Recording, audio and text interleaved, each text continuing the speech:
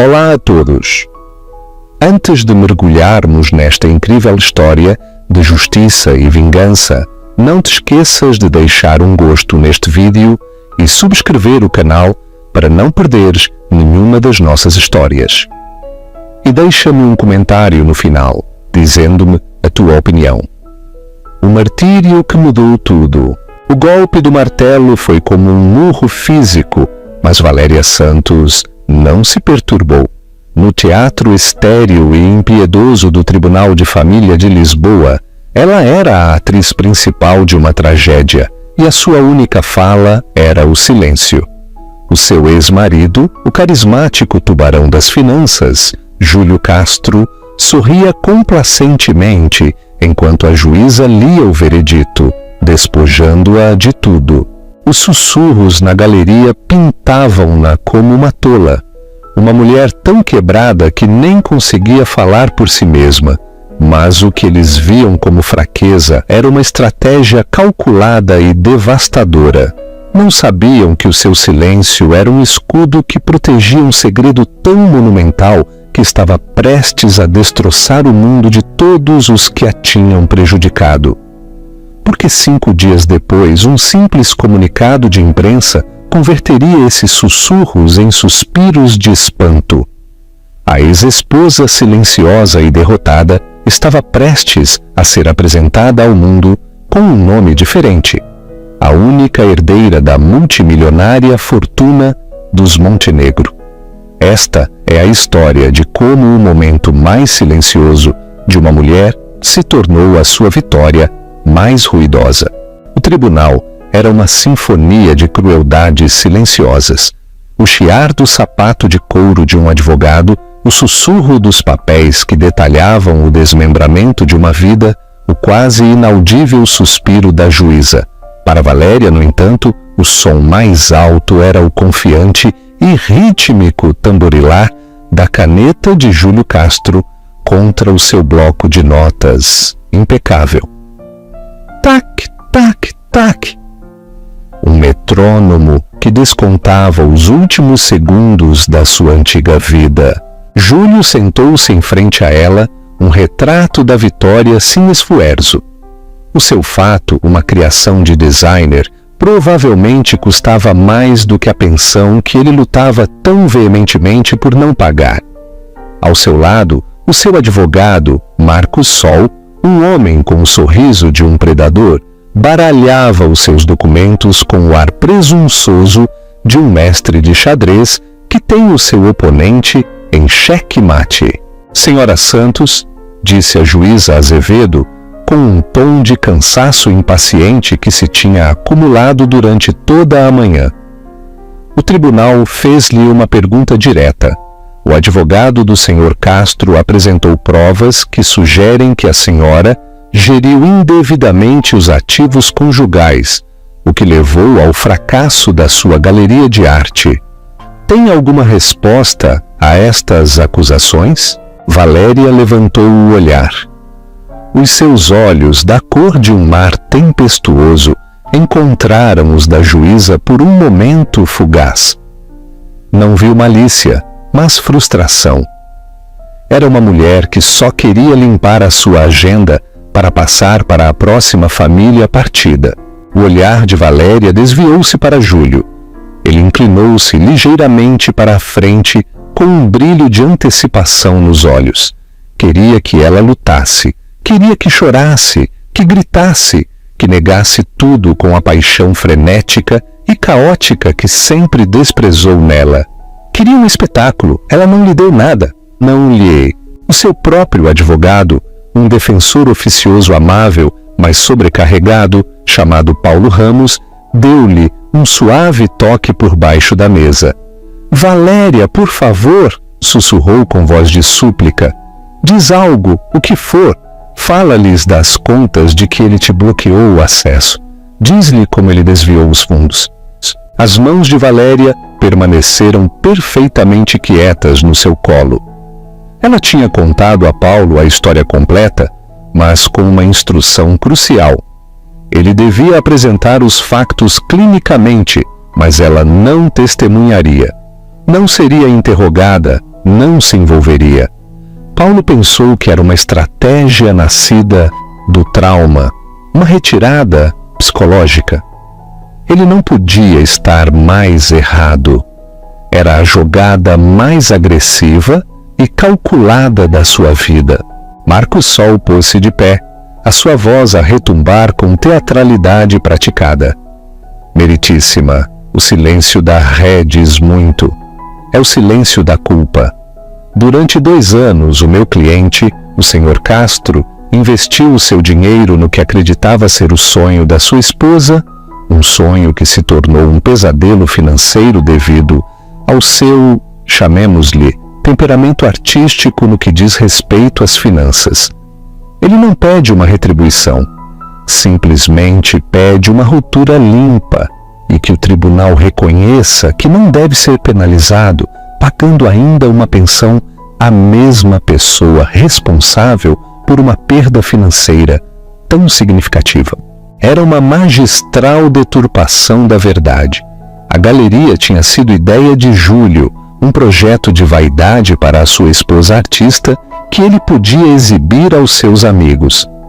Ele a tinha subfinanciado desde o início e depois, quando conheceu a sua nova namorada mais jovem e maleável, Patrícia, desviou sistematicamente dinheiro das contas comerciais da galeria para as suas próprias propriedades privadas, afogando-a em liquidez e criando o mesmo fracasso que agora imputava a Valéria. Ele não só lhe tinha partido o coração, como tinha tentado partir o seu espírito, reescrever a história para que ela não fosse apenas a esposa abandonada, mas a incompetente. Senhora Santos, repetiu a juíza, o seu tom endurecido, esta é a sua última oportunidade para se dirigir ao tribunal relativamente ao pedido de pensão de alimentos e a divisão dos ativos restantes. O seu silêncio será tomado como aquiescência. Valéria sentiu o peso de cada olhar na sala, os olhares de pena de estranhos, a careta triunfante de Júlio, o olhar preocupado de Paulo. Este era o momento da sua humilhação pública.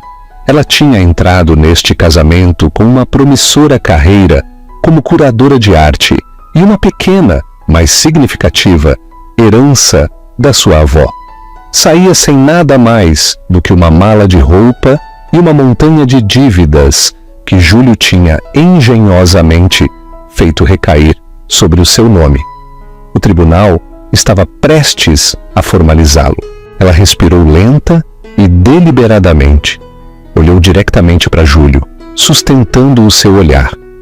Um vislumbre de confusão cruzou o rosto dele. Ele esperava lágrimas, um tremor no lábio. Só viu uma serenidade inquietante. Fez um pequeno, quase imperceptível aceno de cabeça ao seu advogado.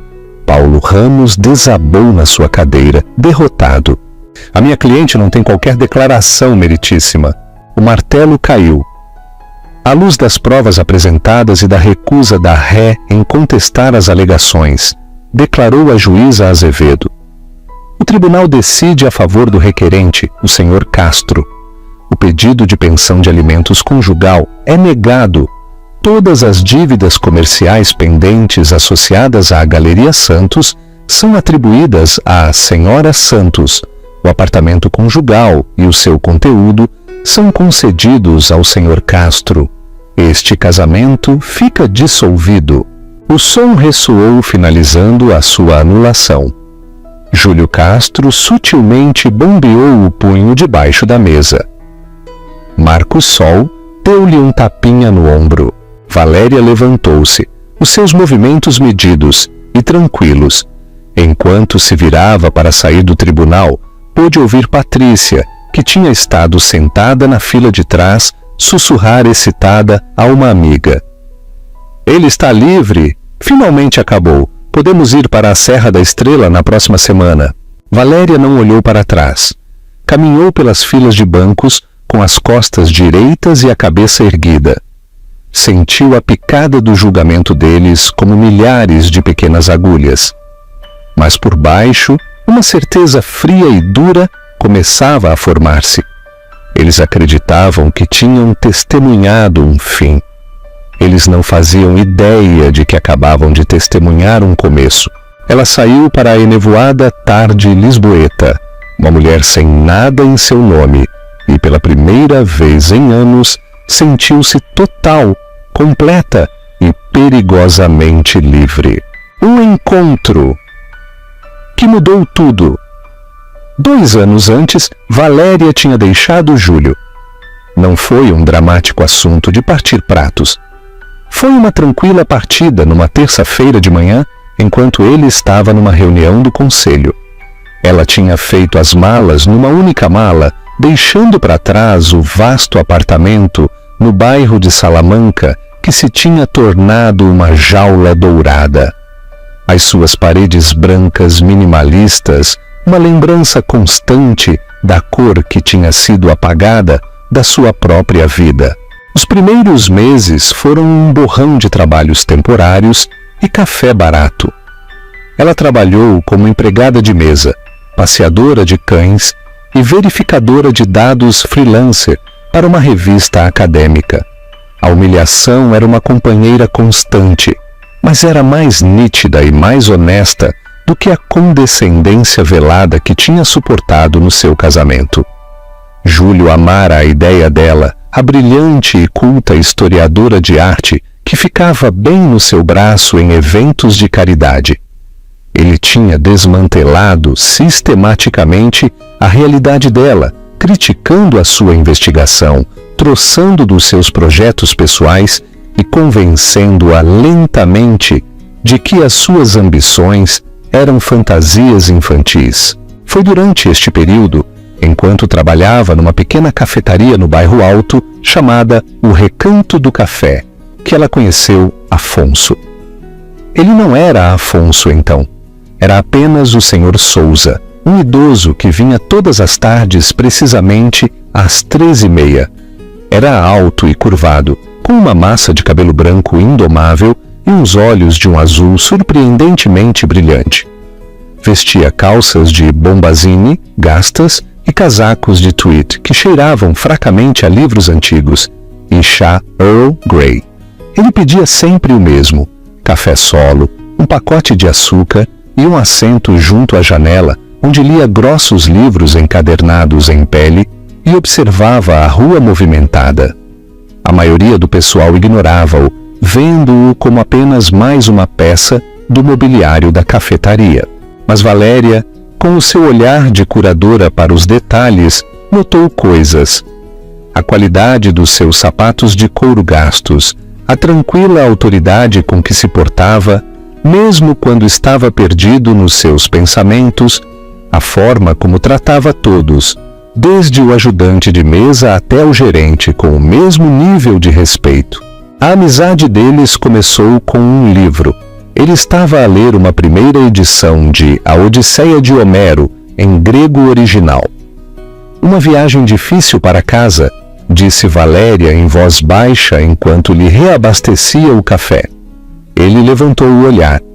Os seus olhos brilhantes focaram-se nela pela primeira vez. Um sorriso lento espalhou-se pelo seu rosto, enrugando os cantos dos seus olhos. Com efeito, respondeu, a sua voz um murmúrio baixo e agradável. Mas os monstros são muitas vezes menos temíveis do que as memórias de que se foge. E, a partir desse dia, eles falaram. As suas conversas nunca foram sobre o mundano. Falavam do uso do lápis lazuli nas pinturas da Renascença, da autoria das últimas obras de Shakespeare, do gênio silencioso de Emily Dickinson, da queda de Constantinopla. No Sr. Souza, Valéria encontrou um par intelectual, uma mente tão curiosa e faminta quanto a dela. Ele nunca perguntou sobre o seu passado, sobre por que é que uma mulher que podia debater os méritos do chiaroscuro de Caravaggio estava a limpar mesas pegajosas para ganhar a vida. Simplesmente a aceitou tal como ela era naquele momento. Ele a ouviu. Quando ela falava de arte, a paixão que ela pensava que Júlio tinha extinto voltava a acender-se. Ela descreveu a sensação de estar em frente a um rótico, o puxão sublime e aterrorizador das suas cores. Falou da história secreta dos objetos, das histórias incrustadas numa cadeira esculpida à mão ou num pedaço de vidro romano. Tu não vês apenas as coisas, Valéria, ele lhe disse uma tarde com o olhar pensativo. Tu entendes a alma delas. Foi uma validação profunda, uma única frase que começou a curar rachaduras dentro dela que ela pensava serem permanentes. Ele também partilhou partes de si mesmo, mas sempre de forma oblíqua e alegórica. Ele falou de construir um império de negócios, como se fosse um grande e complexo tapeçaria cheio de fios brilhantes e nós escuros e feios.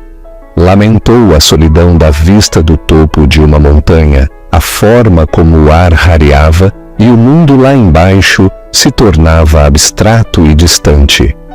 Falou de uma família perdida para a ambição e o tempo, de arrependimentos que se tinham instalado profundamente nos seus ossos. Um dia, enquanto uma fria chuva de outono atingia a janela da cafetaria, ele parecia particularmente melancólico. Diz-me, Valéria, disse, mexendo o seu café, se te fosse dado um grande poder e uma imensa capacidade de moldar o mundo, o que farias com eles? Valéria pensou por um momento, limpando uma gota de água da mesa. Não creio que tentaria moldar o mundo, respondeu honestamente. É demasiado grande, demasiado teimoso. Acho que tentaria proteger as coisas pequenas e belas que o mundo tenta esmagar. O talento de um jovem artista, uma peça esquecida da história, um lugar tranquilo para as pessoas pensarem. Suponho que construiria um santuário, não um império. O Sr. Sousa olhou para ela durante muito tempo, com seus olhos azuis a perscrutar o seu rosto. Depois assentiu lentamente. Um santuário, repetiu suavemente. Sim, eu acho que farias. Não muito depois, o Sr. Sousa deixou de ir à cafetaria. A calma das 3:30 da tarde parecia vazia, a cadeira junto à janela, dolorosamente desocupada. Valéria perguntou nos hospitais e centros comunitários próximos, mas ninguém tinha ouvido falar de um Sr. Sousa. Ele tinha desaparecido tão silenciosamente quanto tinha aparecido, deixando-a com um renovado sentido do seu próprio valor e uma profunda e desconcertante sensação de perda. Ela não fazia ideia de que a sua tranquila amizade intelectual numa cafetaria sórdida era a relação mais importante da sua vida. Ela não sabia que o Sr. Sousa, o idoso solitário de olhos amáveis, era Afonso Montenegro, o lendário e recluso titã da indústria, um homem tão reservado que existiam menos de uma dúzia de fotografias suas conhecidas. E certamente não sabia que nos seus últimos meses, a lutar contra uma doença silenciosa, ele tinha encontrado nela a única coisa que os seus milhares de milhões nunca poderiam comprar: uma conexão humana genuína, sem mácula pela ganância ou pela expectativa. Ele a tinha estado a testar, a observar, e ela tinha passado num teste que nem sequer sabia que estava a fazer. O segredo desvendado. Os 5 dias que se seguiram ao divórcio foram uma descida a um limbo cinzento e sem características.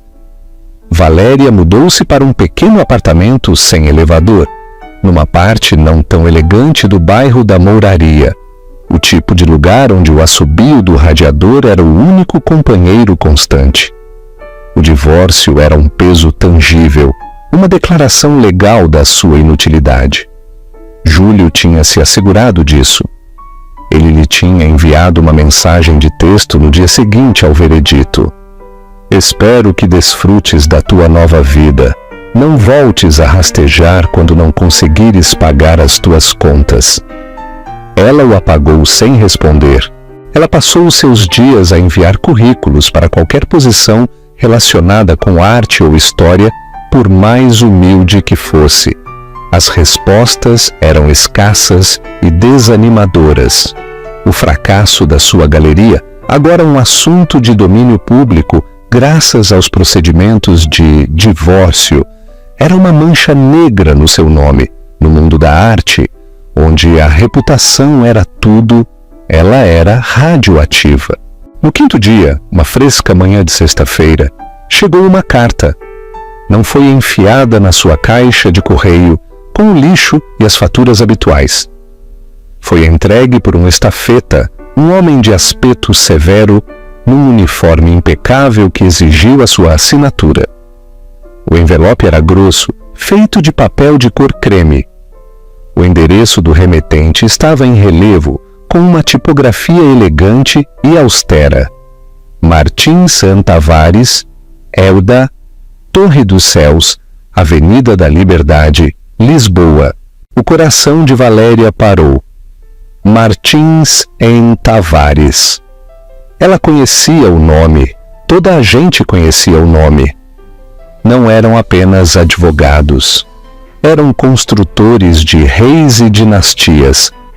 A firma que geria os patrimônios das famílias mais ricas e poderosas do mundo. Ela assumiu imediatamente que era um erro. Ou pior, que Júlio, em algum ato final de crueldade, tinha enviado a sua própria equipa legal de alto poder para se vingar por algum desrespeito imaginado ou uma dívida pendente que ele tinha fabricado. Com as mãos trêmulas, ela abriu o envelope. A carta lá dentro era breve e formal. Estimada senhora Santos, esta carta é para solicitar a sua presença nos nossos escritórios na segunda-feira, 22 de setembro, às 10h.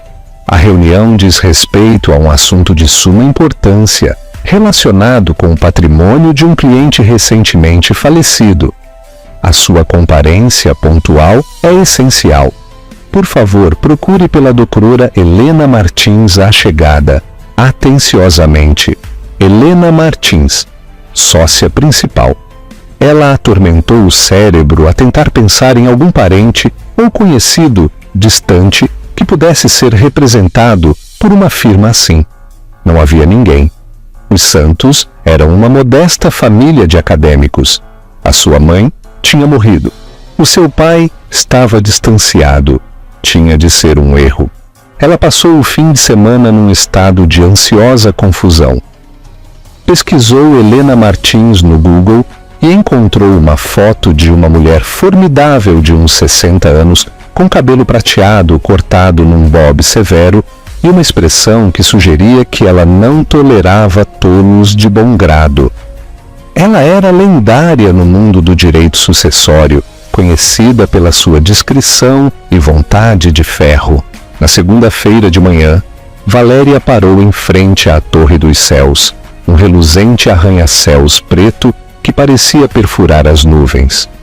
Era um monumento ao poder e à riqueza, a um mundo de distância do seu apartamento degradado. Vestida com o único blazer decente que possuía, sentiu-se como uma impostora. O átrio era uma caverna de mármore e aço polido, povoada por pessoas que se moviam com uma confiança dispendiosa. A respirar fundo, ela aproximou-se do balcão de recepção. Estou aqui para ver a doutora Helena Martins, disse, a sua voz apenas um sussurro. O meu nome é Valéria Santos. A recepcionista, uma loira de aspecto frio, que se parecia mais com uma modelo do que com uma funcionária de escritório, verificou o seu ecrã. As suas sobrancelhas perfeitamente depiladas levantaram-se uma fração de polegada. Claro, senhora Santos, a doutora Martins está à sua espera. 801 andar. A viagem de elevador foi uma ascensão silenciosa. Quando as portas se abriram, ela entrou numa área de recepção que se parecia mais com um museu de arte moderna. Um enorme quadro de Vieira da Silva, em vez de Picasso, pendia de uma parede. Um momento depois, uma porta abriu-se e a própria Helena Martins apareceu. Ela era ainda mais imponente em pessoa, Usava um tailleur cinzento perfeitamente ajustado e os seus olhos, perspicazes e inteligentes, pareciam avaliar Valéria num único olhar. Senhora Santos, obrigada por ter vindo, disse a sua voz nítida e desprovida de calor. Não se ofereceu para lhe apertar a mão. Por favor, entre. Valéria seguiu-a para um escritório de canto, com janelas do chão ao teto, que ofereciam uma vista deslumbrante do Jardim da Estrela. Toda a cidade se estendia por baixo deles. Na grande secretária de mogno havia apenas um único documento grosso encadernado em pele. Por favor, sente-se, disse a doutora Martins, a apontar para uma das duas cadeiras em frente à sua secretária. Gostaria de um pouco de água ou café? Água seria bom, obrigada, conseguiu dizer Valéria, a garganta seca. Enquanto uma assistente trazia silenciosamente um copo de água, a doutora Martins sentou-se e colocou as suas mãos sobre o documento.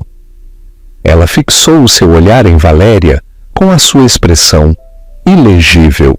Senhora Santos, começou indo direto ao assunto, eu era a advogada pessoal de um homem chamado Afonso Montenegro.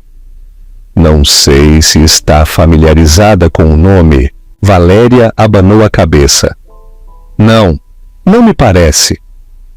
O nome lhe soava vagamente, talvez de alguma revista de negócios que Júlio costumava deixar por ali, mas não significava nada para ela pessoalmente. O senhor Montenegro era um homem intensamente reservado, continuou a doutora Martins. Faleceu há 2 semanas após uma longa doença. Não tinha parentes vivos. Durante os últimos 40 anos, eu fui a única testamenteira do seu patrimônio e do seu testamento. Ela fez uma pausa, deixando o peso das suas palavras assentar na sala silenciosa. Valéria sentiu uma crescente sensação de deslocação surrealista. O que é que isto poderia ter a ver com ela? O testamento do senhor Montenegro era pouco convencional, continuou a doutora Martins, com seu tom clínico. Ele passou o último ano da sua vida finalizando os seus termos. É meu dever informá-la do seu conteúdo. Ela abriu a pasta de pele. O documento é extenso, detalhando a disposição de vários ativos, trusts e fundações filantrópicas, mas a cláusula principal é bastante simples. Helena Martins levantou o olhar da página e pela primeira vez um vislumbre de algo, curiosidade, espanto, cruzou as suas feições estoicas. Diz: a Valéria Santos, uma mulher de bondade e integridade, que viu um homem e não uma fortuna, por este meio lego todo o meu patrimônio restante, sem condição ou qualificação. Ela foi um santuário nos meus últimos dias e é meu desejo que ela agora tenha os meios para construir o seu próprio. A sala inclinou-se. Valéria agarrou-se aos braços da sua cadeira para se estabilizar. A sua mente era um turbilhão de confusão. Valéria Santos. Todo o patrimônio. Santuário. Não fazia sentido. Deve haver um erro, ela gaguejou. Eu não conheço ninguém chamado Afonso Montenegro. A doutora Martins meteu a mão numa gaveta e tirou uma simples fotografia emoldurada. Deslizou-a pela secretária. Valéria olhou para baixo e todo o ar saiu dos seus pulmões. Era ele. Mais jovem, sim, com cabelo escuro e um sorriso confiante. De pé, no convés de um veleiro. Mas os olhos eram inconfundíveis. Os olhos azuis brilhantes, inteligentes e penetrantes. Era o senhor Souza. O silêncio no escritório era absoluto, apenas quebrado pelo frenético bater do próprio coração de Valéria. Olhou fixamente para a fotografia, a sua mente a lutar para ligar as duas identidades. O amável e inofensivo senhor Souza da cafetaria e o misterioso e poderoso Afonso Montenegro, cujo nome estava agora irrevogavelmente ligado ao dela. O Sr. Souza, sussurrou o nome, sentindo-se alheio e inadequado na sua língua. Um pseudônimo que adotou nos seus últimos anos, confirmou Helena Martins, a sua voz a suavizar-se quase imperceptivelmente. Ele cansou-se dos bajuladores e dos caçadores de fortunas. Queria passar os seus últimos meses a experimentar o mundo sem o filtro distorcedor da sua riqueza. Encontrou a sua cafetaria, encontrou-a a si. Valéria teve um ataque de tonturas. Cada conversa, cada debate sobre arte e filosofia se repetiu na sua mente, agora lançada sob uma nova luz ofuscante. A conversa dele sobre impérios e montanhas solitárias. A pergunta dele sobre o que ela faria com um grande poder. Não tinha sido conversa ociosa, tinha sido uma entrevista, um teste final e profundo. Todo o seu patrimônio? Perguntou, as palavras a soarem absurdas. O que é que isso significa? A doutora Martins respirou fundo, como se estivesse a preparar-se para lançar um navio. Significa, senhora Santos, que a partir da certificação legal da sua morte na semana passada, a senhora é uma das pessoas mais ricas do mundo. O patrimônio dos Montenegro é uma carteira diversificada de ativos avaliada, após todos os impostos e obrigações, em aproximadamente 9,7 mil milhões de euros. O número era tão vasto, tão astronômico, que não se registrou como uma soma real de dinheiro. Era um conceito, uma abstração. Milhares de milhões. Inclui, continuou a doutora Martins virando uma página do testamento, uma participação maioritária na Montenegro Global, uma firma global de logística e tecnologia, uma carteira de imóveis que inclui este edifício, uma herdade de 4.000 hectares no norte de Portugal, uma vila no Lago Como, uma casa em Londres e uma ilha privada nas Caraíbas, uma coleção de arte privada considerada uma das melhores do mundo, com obras de Goya, Velázquez e um Vermeer, até agora desconhecido, e um fundo de capital líquido de mais de 2.000 milhões de euros. Valéria sentiu-se a sufocar, abanou a cabeça, a tentar clareá-la. Mas por quê? Porque nós só falávamos, bebíamos café. Parece que essas conversas foram mais significativas para o senhor Montenegro do que a senhora pode imaginar, disse a doutora Martins. Em seguida, tirou um envelope selado mais pequeno do dossiê. Ele também lhe deixou isto, uma carta pessoal. Deu instruções para que a leia antes de qualquer documento ser assinado. Com as mãos a tremer, Valéria pegou no envelope. Era o mesmo papel grosso de cor creme. O seu nome estava escrito na frente com uma letra forte, elegante e ligeiramente trêmula. Ela quebrou o selo. Minha caríssima Valéria, se estás a ler isto, a minha jornada finalmente terminou. Peço desculpa pelo engano do meu nome, mas espero que entendas. Na minha vida, construí um império de coisas, de aço, código e betão. Mas no meu último ano, encontrei-me empobrecido nos aspectos que realmente importam. Eu estava rodeado de pessoas que queriam algo de mim, que só viam um cofre para ser aberto. Então, eu te encontrei. Tu, que estavas no meio da tua própria tempestade silenciosa, me ofereceste o simples e inestimável presente do teu tempo e dos teus pensamentos. Nunca pediste nada, nem sequer sabias que havia algo para pedir. Tu me falaste de beleza, de história, da alma das coisas. Na tua presença eu não era Afonso Montenegro, o magnata. Eu era apenas Souza, um homem que ouvia uma mulher brilhante. Tu me disseste que construirias um santuário. Eu acredito em ti. Esta fortuna tem sido uma jaula dourada para mim por demasiado tempo.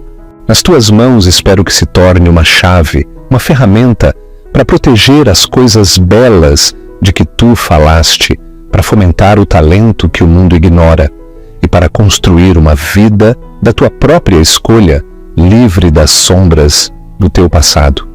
Não deixes que o peso dela te esmague. Deixa que seja o vento nas tuas velas. Obrigado, minha querida amiga, pelo café e pela gentileza. Teu Afonso. As lágrimas escorriam pelo rosto de Valéria, quentes e silenciosas. Não eram lágrimas de alegria pelo dinheiro, mas lágrimas de dor pelo amigo que ela agora percebia ter perdido e de uma gratidão esmagadora pela sua espantosa e incompreensível fé nela. Ele a tinha visto quando ela se sentia invisível.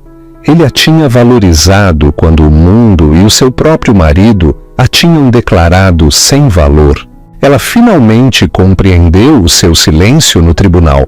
Foi um ato subconsciente de preservação, um instinto que ela não tinha entendido completamente naquele momento. Se ela tivesse lutado contra Júlio, se tivesse discutido pelos restos que ele estava a deixar-lhe, a sua situação financeira teria sido alvo de um intenso escrutínio legal. Se a notícia de uma possível herança se tivesse filtrado, Júlio e os seus advogados teriam descido como abutres a tentar atrasar o divórcio para reclamar o seu futuro. O seu silêncio tinha sido uma amputação limpa. Ela lhe tinha deixado ganhar a batalha, cortando os seus laços legais e financeiros por completo, apenas alguns dias antes de a guerra ser ganha por uma força que ele não poderia ter imaginado. Olhou para Helena Martins, os seus olhos claros agora, apesar das lágrimas. Uma nova determinação estava a endurecer dentro dela. A mulher tímida e quebrada que tinha entrado no tribunal tinha desaparecido. "O que é que eu tenho de fazer?" perguntou, a sua voz firme e clara. Um sorriso lento e genuíno finalmente quebrou a fachada profissional de Helena Martins. "Primeiro", disse, empurrando uma caneta sobre a secretária.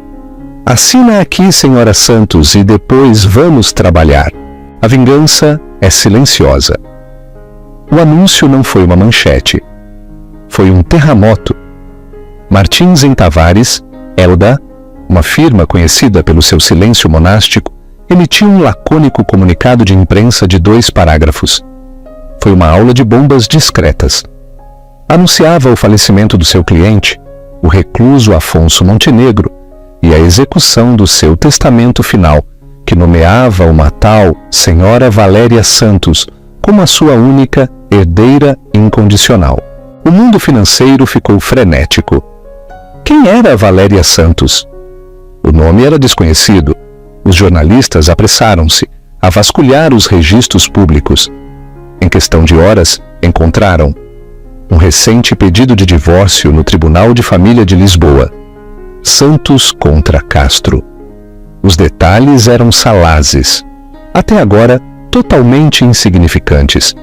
Uma proprietária de galeria de arte falhada, uma humilhante derrota legal, uma mulher despojada dos seus ativos e a quem foi negada a pensão de alimentos há pouco mais de uma semana. A herdeira silenciosa, como uma divorciada em dificuldades, herdou os milhares de milhões de Montenegro. The Wall Street Journal, a sucessora surpresa de Montenegro. Vanity Fair, a vingança. Definitiva, Júlio Castro. Divorciou-se da sua esposa dias antes de ela se tornar multimilionária. Júlio Castro estava num jantar de celebração com Patrícia no restaurante Eleven, em vez de Diver XO, quando o seu telemóvel começou a vibrar sobre a mesa. Ele ignorou as primeiras chamadas, irritado com a interrupção. Mas depois o seu telemóvel, o telemóvel de Patrícia e os telemóveis das mesas circundantes começaram a acender-se. Um baixo murmúrio espalhou-se pelo restaurante. "Júlio!" disse a voz de Marcos Sol em pânico quando ele finalmente atendeu. "Estou a jantar, Marcos. O que é que se passa?" retorquiu Júlio. "É a Valéria. Tens que ligar a televisão ou olhar para o teu telemóvel, agora mesmo." Júlio abriu uma aplicação de notícias. A primeira coisa que viu foi uma foto de Valéria. Uma foto espontânea dela a sair do tribunal. A sua expressão serena e ilegível. Junto a ela havia uma foto antiga de arquivo de um homem que reconheceu vagamente como o mítico Afonso Montenegro. O título pairou diante dos seus olhos. Ele deixou cair o telemóvel, caiu sobre o seu prato, espalhando microgreens e espuma de trufa. O que é que se passa, querido? Perguntou Patrícia aborrecida. Tu ficaste pálido? Júlio não conseguia falar. Os números, os títulos, a pura impossibilidade de tudo embateram nele. 9,7 mil milhões de euros. Ele pensou no tribunal. O seu silêncio, a sua irritante e plácida calma, não tinha sido uma derrota, tinha sido o controlo. Ela o tinha sabido. Tinha que ter sabido. Tinha se sentado ali e o tinha deixado humilhá-la publicamente. Deixou-o levar tudo, sabendo que tinha um reino multimilionário à sua espera. Ele não tinha ganho. Ele tinha sido manipulado. Tinha se tornado um tolo cósmico. Um som sufocado escapou dos seus lábios, uma mistura de risa e soluço. Ele começou a tremer. Depois irrompeu numa fúria mastigatória. Não é possível! Ela não é nada! É uma artista falhada! Todo o restaurante agora olhava para ele. Patrícia, mortificada, tentou acalmá-lo. Júlio, para, estás a fazer uma cena. Mas Júlio estava para além da razão. Empurrou a sua cadeira para trás, quase derrubando um empregado. E saiu do restaurante. A sua mente, um inferno de ganância, fúria e arrependimento que lhe destroçava a alma. A sua primeira chamada para Valéria foi para um número desconectado. Ela já o tinha mudado. Depois ligou para o seu antigo advogado, Paulo Ramos. O que é que posso fazer por ti, senhor Castro? Perguntou Paulo com uma nova confiança na sua voz. Esta herança é propriedade conjugal. Nós estávamos casados quando ela conheceu este homem. Eu tenho direito à metade! Gritou Júlio para o telemóvel. Paulo Ramos riu, uma risada tranquila e satisfeita. Eu não acho que tu percebas como isto funciona, Júlio. Primeiro, a herança foi legalmente conferida depois de a dissolução do teu casamento ter sido finalizada pelo martelo de um juiz. O timing é, como se diz, impecável. Segundo, a herança é considerada quase universalmente propriedade separada, não conjugal. Tu não tens nada para reclamar. Tu asseguraste que a ruptura fosse limpa. Bem, agora é que tenhas uma boa vida. A linha cortou. As consequências foram rápidas e brutais. A administração da firma de capital privado de Júlio, assustada pela humilhação pública e pela repentina instabilidade do seu sócio estrela, convocou uma reunião de emergência. Os sussurros começaram a dizer que a Montenegro Global, agora sob uma nova e imprevisível propriedade, poderia retirar os seus fundos de pensão maciços da sua gestão. Júlio, de repente, era tóxico. Patrícia, vendo o seu futuro de viagens à Serra da Estrela e malas de designer a evaporar-se, e vendo o homem que acreditava ser um vencedor, revelado como um perdedor colossal, fez as malas. Deixou uma nota curta e fria na bancada de mármore do apartamento que ele tinha ganho no divórcio. Júlio ficou sozinho no vasto e vazio apartamento, um lugar que agora se sentia como um monumento à sua própria estupidez. Ele tinha lutado com unhas e dentes por este apartamento, pelos quadros na parede, pelos últimos restos dos seus ativos partilhados. Ele tinha se regozijado por ganhar alguns milhões de euros em propriedades de Valéria e, ao fazê-lo, perdeu o seu direito a milhares de milhões. Foi um erro de cálculo de proporções tão épicas que o assombraria pelo resto dos seus dias. Enquanto o mundo de Júlio implodia, o de Valéria se expandia a um ritmo exponencial. A primeira semana foi um turbilhão de reuniões no escritório do oitenta segundo andar na Torre dos Céus, a que ela agora sabia que se referiam como o bunker. Ela foi apresentada a uma equipa pequena e ferozmente leal que tinha gerido o império de Afonso durante décadas. Um diretor financeiro de cabelo prateado que podia explicar derivados financeiros complexos com a paciência de um mestre-escola, um chefe de operações perspicaz e Helena Martins, que era o seu guia constante, o seu Virgílio neste novo e deslumbrante inferno de riqueza. Não a trataram como uma intrusa ignorante. Trataram-na como uma rainha, cuja coroação tinha sido longamente esperada.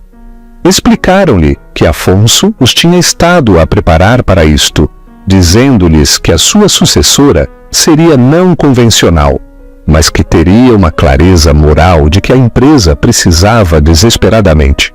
A transformação começou no interior. O medo e a dúvida que Júlio tinha cultivado tão cuidadosamente nela durante anos começaram a marchitar-se sob a luz desta nova responsabilidade. Descobriu que as habilidades que tinha aperfeiçoado como curadora, um olhar aguçado para os detalhes, profundas habilidades de investigação, uma compreensão do valor a longo prazo sobre as tendências a curto prazo e a capacidade de ver a história por trás do objeto, eram diretamente aplicáveis à direção de um império. Ela não era uma tubarão das finanças, mas entendia o valor de uma maneira que Júlio nunca poderia. A transformação externa seguiu-se. Helena Martins marcou uma consulta privada com um estilista. Valéria não queria tornar-se uma caricatura de uma mulher rica. Ela rejeitou as marcas chamativas e optou por peças elegantes e discretas de designers que transmitiam uma confiança tranquila, não um status ruidoso. Ela cortou o cabelo num estilo chique na altura dos ombros que enquadrava o seu rosto e ressaltava a inteligência nos seus olhos tempestuosos. Quando se mirou no espelho, não viu a esposa abandonada de Júlio, mas a mulher que Afonso Montenegro tinha visto o tempo todo. A sua primeira decisão importante surpreendeu a administração da Montenegro Global, uma das divisões mais lucrativas, mas controversas, da empresa era a de prisões privadas. Era uma parte herdada do negócio de que Afonso se tinha arrependido, mas que nunca tinha desenredado. Na sua primeira reunião da administração, Valéria, com Helena ao seu lado, anunciou a sua intenção de desinvestir por completo da divisão, redirecionando o capital para uma nova fundação para as artes e a educação. Houve rodeos. El director financiero presentó tranquilamente cifras que mostraban las decenas de millones en ganancias anuales que sacrificarían. Hay algunas cosas cuyo valor no se puede medir en márgenes de beneficio, declaró Valeria con voz tranquila y firme. El nombre de Montenegro ya no estará vinculado al encarcelamiento de seres humanos con fines de lucro. Esto no es negociable. La Junta, ante la inquebrantable determinación de su nueva accionista del 100%, no tuvo más remedio que cumplir. La noticia de la desinversión fue noticia nuevamente, esta vez retratando a Valeria no como una heredera afortunada, sino como una líder audaz y ética un fin de semana. Helena la llevó a ver la hacienda de los Montenegro, llamada Hacienda El Rocío. No era una mansión ostentosa, sino una casa de piedra elegante y extensa, anidada entre colinas y árboles antiguos, con vistas a un vasto y reluciente lago. En el interior era un santuario de libros y arte. La legendaria colección privada no se exhibía de forma ostentosa, sino que se colgaba y se colocaba con el amor de una curadora como si las piezas formaran parte de una conversación entre sí. Caminó por los pasillos, pasando la mano por los lomos de libros de 1000 años en la biblioteca. Se paró frente al Vermeer secreto, una pequeña y luminosa pintura de una mujer leyendo una carta junto a una ventana, y sintió una profunda conexión con Afonso. Él había comprado estas cosas no por estatus, sino porque realmente las amaba. En un pequeño estudio con vistas al lago, encontró su escritorio exactamente como él lo había dejado. Sobre él había una sola copia desgastada de la Odisea en griego. Escondida en el interior, había una flor prensada de color violeta desvanecido. Valeria supo entonces que estaba en casa. Esto no era una jaula, era el santuario del que había hablado en la cafetería. Ahora era suyo para proteger y para compartir. Decidió que esta sería la sede de su nueva fundación, un lugar donde artistas y académicos pudieran venir para residencias libres de las presiones financieras del mundo, un lugar para fomentar las cosas pequeñas y hermosas. La reina del santuário. 3 meses após a leitura do testamento, Júlio Castro finalmente conseguiu marcar uma reunião. Teve que passar por 3 camadas de advogados e a reunião não lhe foi concedida na casa ou escritório de Valéria, senão numa sala de conferências neutral e estéril na Martins & Tavares. O homem que entrou era um fantasma. Os seus fatos à medida haviam desaparecido, reemplazados por um blazer de grandes almacenes. Había perdido peso y su característico andar confiado había sido reemplazado por una energía nerviosa y desesperada. Su firma de capital privado o había obligado a irse. Os seus amigos o tinham abandonado y se estaba a afogar en honorarios legales de media docena de demandas presentadas por inversores que o habían seguido a la ruina. Valeria se sentou a la cabecera de la mesa larga, flanqueada por Helena Martins. Era a imagem da compostura e do poder. Já não se parecia com a mulher de quem ele se havia divorciado. Parecia-se com a mulher que era dona do edifício em que estavam. Valéria começou com voz rouca. Eu queria falar contigo, a sós. A doutora Martins fica, disse Valéria sem deixar lugar à discussão. O que é que tu queres, Júlio? Ele começou uma súplica, divagante e patética. Falou da história partilhada deles, dos bons momentos, esquecendo convenientemente os anos de abuso emocional. Tentou argumentar que a sua visão de negócios a tinha inspirado, que ele era indiretamente responsável pela sua boa fortuna. Finalmente, ele chegou ao ponto. Estou arruinado, Valéria, disse com a voz a quebrar. Tudo se foi. Peço-te, não, imploro-te, por um acordo, uma pequena percentagem, 1%, apenas o suficiente para recomeçar, pelos velhos tempos. Valéria ouviu sem expressão. Quando ele terminou, um longo silêncio encheu a sala. Júlio olhou para ela expectante, um vislumbre de esperança nos seus olhos vazios. Ele ainda acreditava, a um nível fundamental, que ela era a mesma mulher de coração mole que ele podia manipular facilmente. Não, disse Valéria.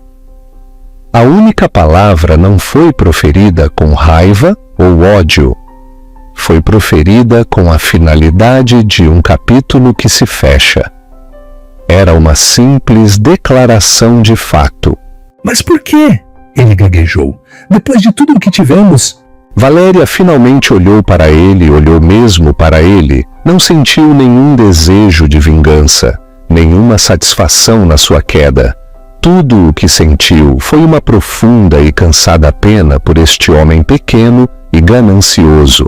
Sabes, durante anos tu me disseste que a minha maior fraqueza era que eu era demasiado sentimental. Disse com voz uniforme e tranquila. Tu me disseste que eu vivia num mundo de fantasia de arte e história e que eu não entendia como o mundo real funcionava. como o valor era criado e tomado. Tu te inclinaste ligeiramente para a frente, mas tu estavas enganado. A minha fraqueza não era o sentimentalismo, eras tu. E a tua maior fraqueza, Júlio, é que tu só consegues ver o preço das coisas, mas nunca o seu valor. Tu viste o nosso casamento como uma transação. Tu viste o nosso divórcio como uma aquisição hostil. Tu vês esta herança como um preço de ações que tu perdeste. Ela levantou-se, a reunião claramente terminada. Afonso Montenegro não me deixou o seu dinheiro. Ele me deixou a sua confiança. Ele valorizou o meu caráter quando tu me disseste que eu não tinha nenhum. Ele valorizou a minha paixão quando tu a chamaste de um hobby. O dinheiro é apenas uma ferramenta. É o subproduto de uma vida vivida com integridade, algo que tu nunca vais entender.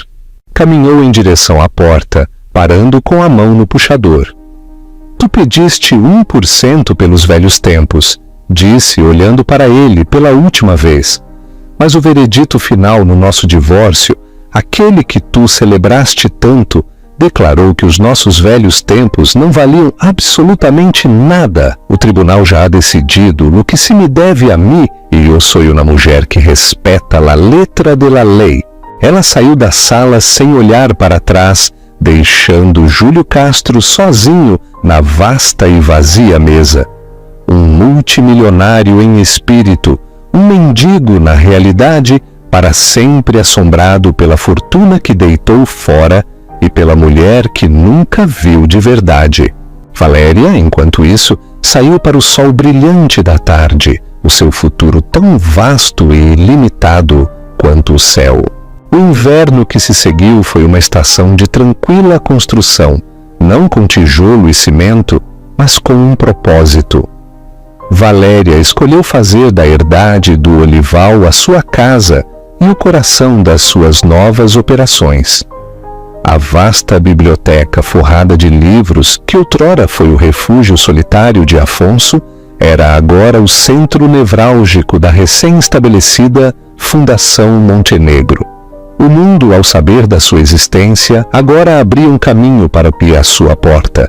Diariamente, chegavam sacos de correio, pedidos, propostas e súplicas de todos os cantos do mundo. Eram um testemunho da fome crua e desesperada do mundo. Um cientista que precisava de fundos para a investigação climática. Uma aldeia na Guiné-Bissau, em vez de Peru, que procurava um poço de água potável. Um músico que tinha perdido o seu violoncelo. Mas, misturado com os gritos genuínos de ajuda, estava o ruído do oportunismo. Cartas de autoproclamados inventores, primos distantes com duvidosas tabelas genealógicas, e gurus de investimento que prometiam duplicar a sua fortuna. Valéria aprendeu rapidamente que o seu maior desafio não era a gestão do dinheiro, mas a administração da confiança. A sua vida passada tinha lhe dado uma habilidade dolorosa, mas inestimável. A capacidade de discernir o autêntico do performativo. O mundo de Júlio tinha sido construído sobre este último, e ela tinha aprendido a sua linguagem intimamente. Sentou-se junto à grande lareira numa tarde nevada, com uma pilha de propostas na mesa antiga ao seu lado, com Helena Martins, que agora servia como presidenta da fundação. A valorização do capital na carteira de tecnologia está a superar as previsões em 12%, disse Helena, revendo uma folha de cálculo no seu tablet. Se reinvestirmos, poderíamos adicionar mais 1.000 milhões à dotação em 3 anos. Valéria olhou pela janela, a observar os flocos de neve pesados e silenciosos que cobriam os antigos carvalhos. Afonso não passou o seu último ano à procura de um herdeiro apenas para se tornar mais rico, Helena. Ele queria que eu construísse santuários. Um objetivo nobre, concedeu Helena com um tom prático. Mas um santuário precisa de paredes fortes, A dotação fornece isso. Eu sei, disse Valéria, virando-se para ela. Mas é hora de abrir as portas, mesmo que seja só um pouco. Eu quero começar o programa de Bolsas Montenegro aqui no Olival. A ideia era simples, mas radical.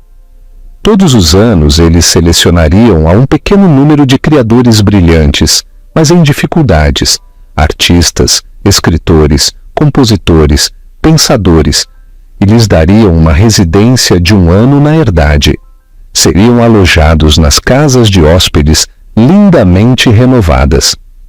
Ser-lhes ia dado um espaço de estúdio privado e, o mais importante, um generoso estipêndio que os libertaria de toda a preocupação financeira.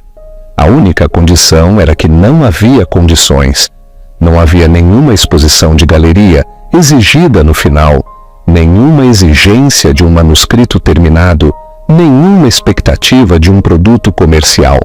O objetivo era dar-lhes o que um criador mais precisa e raramente é concedido: liberdade absoluta e sem amarras. Helena, sempre pragmática, levantou uma sobrancelha. Sem resultados visíveis, a administração pode considerá-lo ineficiente. E considerem, respondeu Valéria com um pequeno sorriso. Júlio me ensinou tudo o que eu preciso de saber sobre eficiência. Muitas vezes leva a uma vida lindamente organizada, mas sem alma. Isto não é um investimento num produto, é um investimento numa pessoa. A primeira bolseira Montenegro foi uma jovem pintora do bairro de Santos, em vez de Chueca, chamada Sofia Moraes.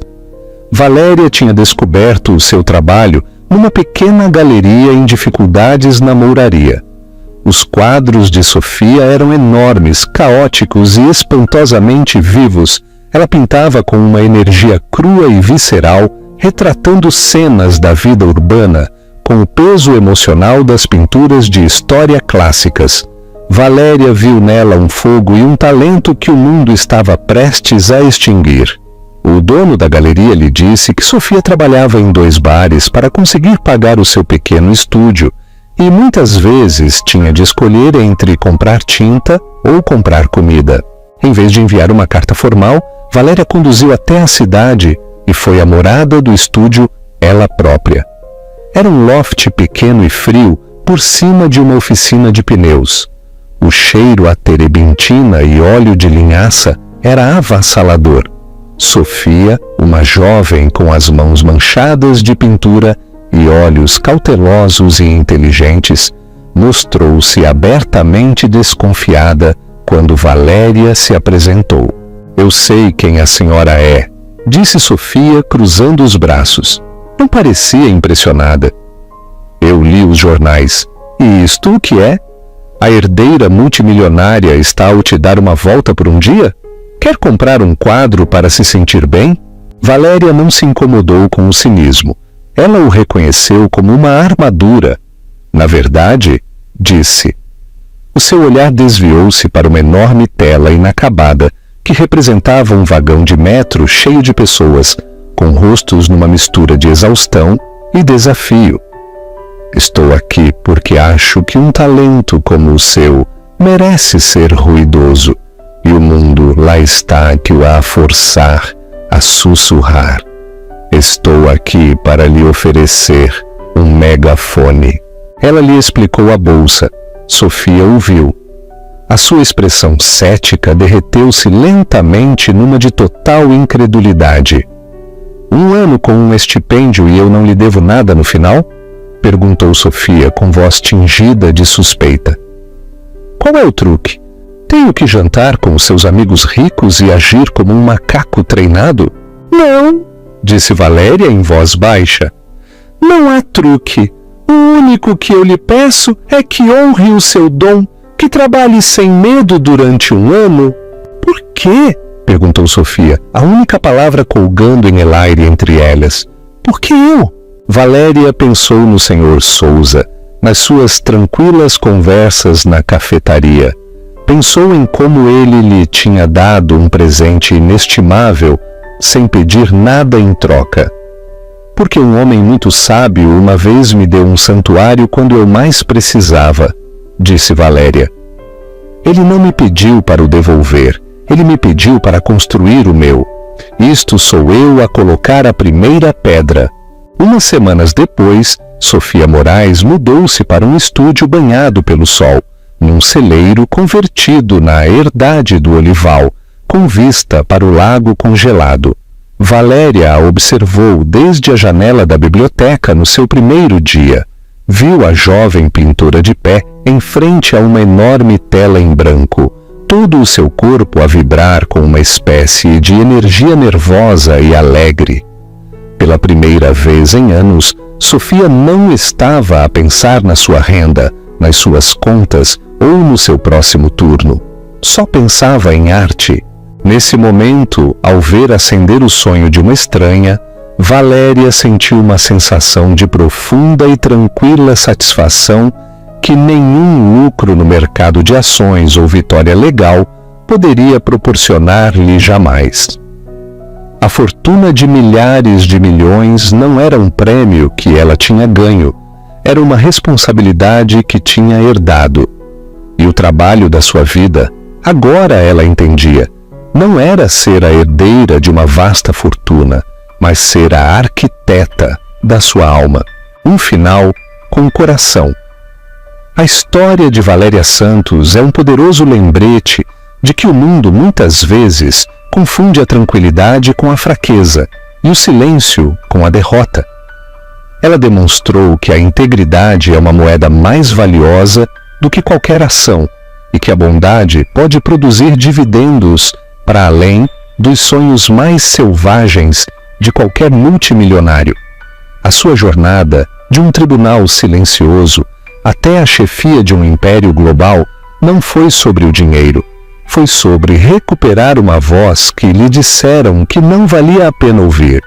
Mostra-nos que às vezes a jogada mais estratégica é deixar os teus inimigos se derrotarem a si mesmos, enquanto esperas pacientemente pela vida que realmente mereces.